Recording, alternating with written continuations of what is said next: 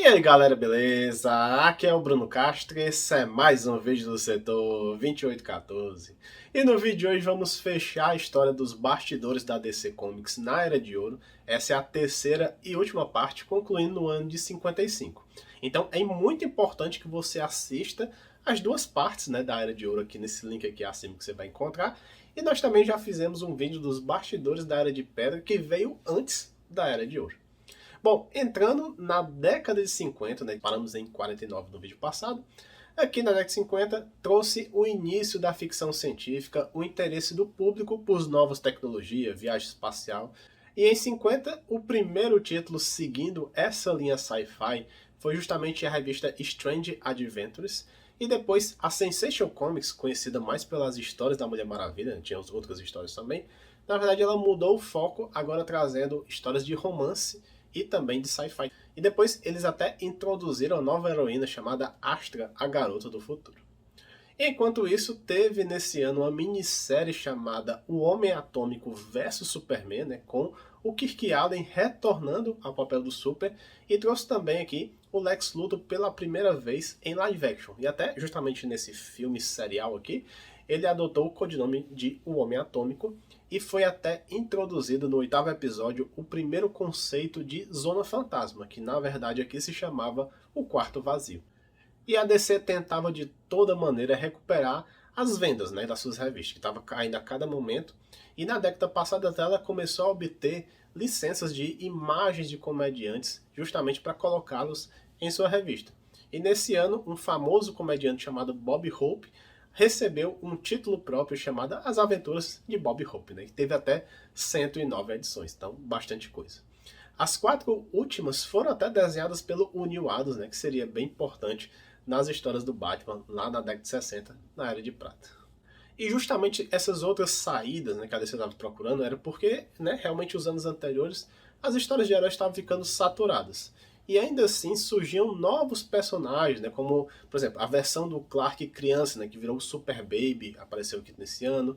Também apareceu a Lana Lang, seria justamente a vizinha ruiva, que foi o primeiro amor do Clark, que sempre tentava descobrir a identidade do Superboy, mas sempre esses personagens ligados, eram mais personagens ligados ao Superman, o Batman e Mulher Maravilha.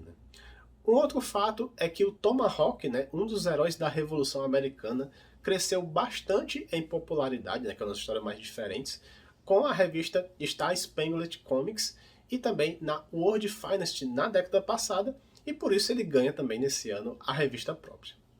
Uma outra curiosidade bem importante foi a remodelagem do bate-avião, que agora recebe um design mais aerodinâmico, com jatos propulsores, radar, televisão, entre outras coisas. Falando em Batman, descobrimos o motivo da Mulher Gato da Terra 2 ser vilã, desde a década passada. É que assim, na origem dela, ela bateu a cabeça em um acidente de avião e depois ela perdeu a memória e daí que ela virou uma vilã. Mas em Batman 62, ela bate novamente a cabeça e volta a ser somente a Selina Kyle, se aposentando dessa vida de vilã. Ela até aparece uma vez como vilã, mas não era porque ela estava querendo ser mesmo. Talvez seja por isso que o Batman se casa com ela no futuro desse universo da Terra 2. Enquanto isso, na Quality Comics, o Homem Borracha deixa de aparecer na revista Police Comics, que foi a revista de onde ele surgiu, mas continuou no seu título próprio, que durou mais 5 anos. E na vida real, o que estava acontecendo assim, para a gente comentar? Teve um senador chamado Estes Kefauver que estava tentando linkar a criminalidade infantil com a indústria dos quadrinhos. A gente vai ver nos anos futuros que, por conta dessa ideia maluca, os quadrinhos teve um grande atraso. Já agora no ano de 51, os heróis continuavam em baixa, e além das revistas de ficção científica, começaram a surgir outras temáticas, que seria o mistério e o faroeste. Por exemplo, era a vez agora da Sociedade da Justiça se despedir dos quadrinhos, encerrando justamente na revista All Star Comics, que agora ia abrigar histórias de faroeste, mudando justamente o título para All Star Western. E além disso, foram lançadas as revistas Mystery in Space, com um foco mais no sci-fi, e vai ser até dela que vai surgir nos próximos anos o Taxista Espacial. A próxima seria a revista House of Mystery, que tinha um foco sobrenatural, e para quem não sabe, é um local existente de verdade no multiverso DC, que seria um local cuja a origem é desconhecida e muda de dimensão constantemente. Já na Strange Adventures, o Carmine Infantino, juntamente com o John Broome, eles estavam tentando revitalizar os heróis, trazer um outro formato, e daí que criaram o Capitão Cometa, né? Aliás, me digam até nos comentários se ele ainda existe, né, hoje em dia, porque a última vez que eu lembro dele foi justamente na Guerra Rantanagar. Já o Superman teve seu primeiro filme de verdade, né, para cinema, chamado Superman e The Mole Man. Eu não sei se ele teve o nome traduzido aqui no Brasil, mas então vou deixar aqui o original. E esse filme foi estrelado pelo icônico George Reeves. Já em Batman 63 surge o vilão Mariposa Assassina e, como curiosidade nessa história, ele cria o Mariposa Móvel justamente para capturar o Batman e o Robin. Na verdade, esse carro era tão gigante que eu duvido que ele conseguiria dobrar alguma esquina. Já na Detective Comics é contada uma história de flashback de um criminoso chamado Capuz Vermelho, né, no caso o original e não Jason Todd, que mais tarde saberemos que ele vai virar o Coringa. E eu acho também que a maioria de vocês já ouviu a frase, coloca um gorila na capa que a revista vende, né? Pois assim, na verdade eu nem sei de onde veio essa febre inexplicável que o pessoal tinha com gorilas, mas começou nesse ano de 51, na revista Strange Adventures número 8, e a DC começou a testar essa sensação que foi repetida durante muitos anos.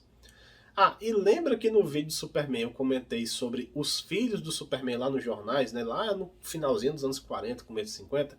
Nesse ano de 51, eles falaram que no jornal, que teve o casamento do Superman com a Lois, na verdade 2 anos depois eles revelaram que foi tudo somente um sonho. E por fim, nesse ano de 51, para manter o preço das revistas, que desde o começo eram 10 centavos de dólar, eles tiveram que diminuir o número de páginas para não ter prejuízo. Entrando agora em 52, com a entrada dos Estados Unidos na Guerra das Coreias, houve até um outro boom de histórias de guerra. Algumas revistas foram criadas, né? A primeira dela foi All Army at War, depois teve a Star Splendid War Stories, e também uma revista do Adventures of Rex e o Underdog, eles trouxeram algumas também. Já na TV, um novo fenômeno estava surgindo, que seria justamente a série de TV do Homem de Aço, né, chamada The Adventures of Superman, que durou 6 temporadas e foi também um grande sucesso. Um outro personagem também que ganhou um título próprio nesse ano foi o Vingador Fantasma, que sempre foi um mistério para DC, até poucos anos atrás, nos 952, que pelo menos revelaram um pouquinho do passado dele. Na Sensation Comics, né, eles tentaram trocar um pouco o rumo, e nesse ano trocaram novamente, agora focando em temas de mistério, né, e até o nome da revista mudou para Sensation Mystery, né, a partir da edição 110. E em 52, o Batman e o Superman têm uma história clássica que eles descobrem a identidade um do outro, né, e até foi engraçado que aqui foi o primeiro encontro dos dois personagens, né, mesmo tendo a revista World's Finest, né, as melhores do mundo, desde 41, se eu não me engano, nos enganando, né? Porque na capa sempre tinha o Superman, o Batman, às vezes o Robin interagindo, mas dentro das histórias eram histórias separadas. E ainda nesse ano de 52, o antigo Superman do live action, né, o Kirk Allen, ele estrelou um filme serial agora dos Falcões Negros, né?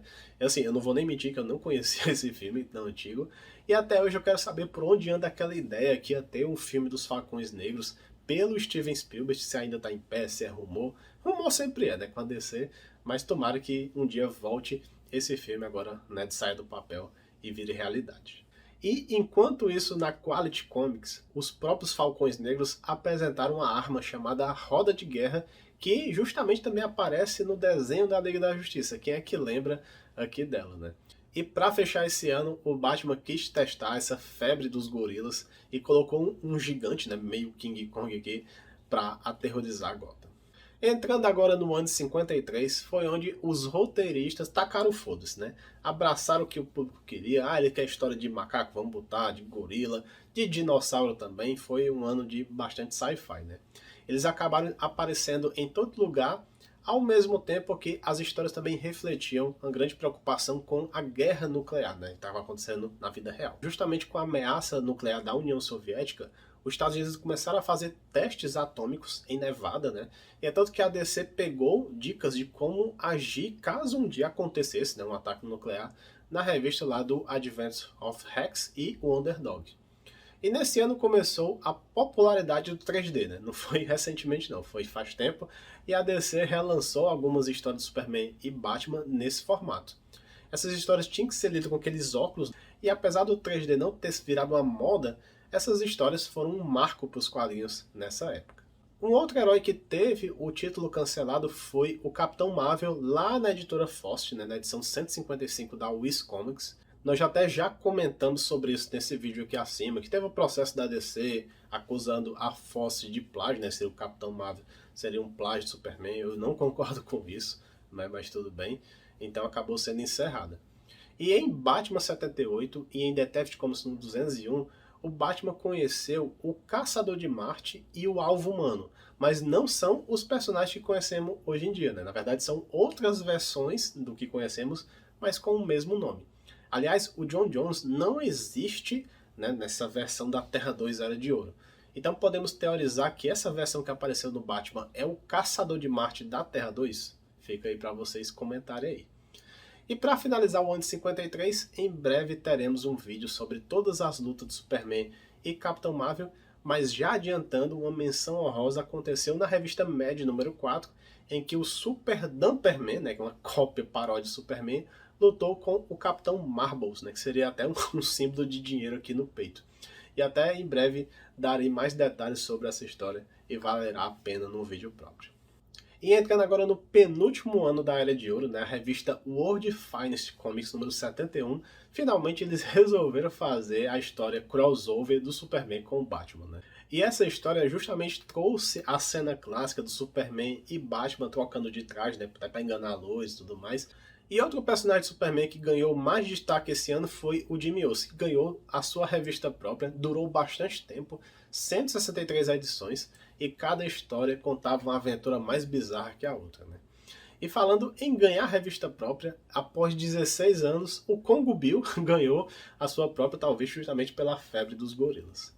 E o principal vilão da Mulher Maravilha na década de 50, chamado o Homem Ângulo, fez sua primeira aparição aqui também nesse ano. Um dos escritores mais conhecidos da Fawcett, né, o Otto Binder, né, após sair justamente porque a editora fechou, ele escrevia o Capitão Marvel, então ele foi para DC e começou a escrever histórias do Superman, do Superboy e também do Jimmy Olsen.